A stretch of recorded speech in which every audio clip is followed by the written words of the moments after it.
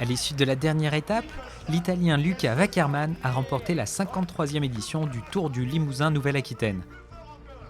Son compatriote Alessandro Fedili s'est imposé quant à lui dans cette quatrième étape reliant Saint-Pardoux à Limoges. Présent jusqu'au bout dans le groupe principal, Luca Wackermann conserve donc son maillot jaune pour quelques secondes, succédant ainsi à Benoît Cosnefroy.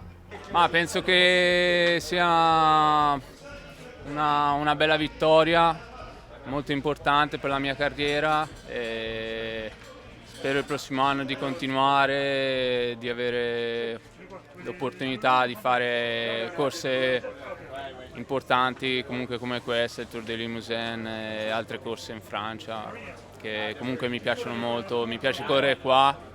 Mi piace l'atmosphère française. Une 53e édition qui était comme chaque année parsemée de nombreuses difficultés pour les coureurs avec des segments sinueux, vallonnés. Les 140 participants ont parcouru au final plus de 700 km à travers la campagne limousine pour le plus grand plaisir des spectateurs.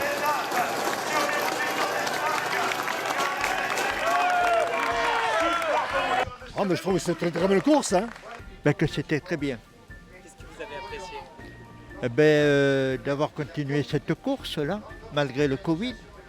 Franchement, c'était une course très belle. On vient de Bretagne exprès pour la voir.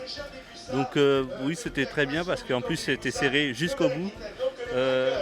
Daniel l'a rappelé quand même, 12 coureurs ce matin qui se tenaient en 17 secondes.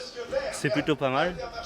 Et là, on a un très beau vainqueur. Je pense qu'il va être très bon à l'avenir. Parmi les trophées remis cette année, un prix spécial Raymond Poulidor récompensant la combativité remis à Luca Wackermann et le trophée du combiné parrainé par la ville de Limoges remis à François Bidard.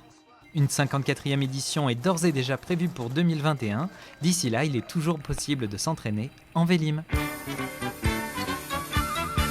Fais du vélo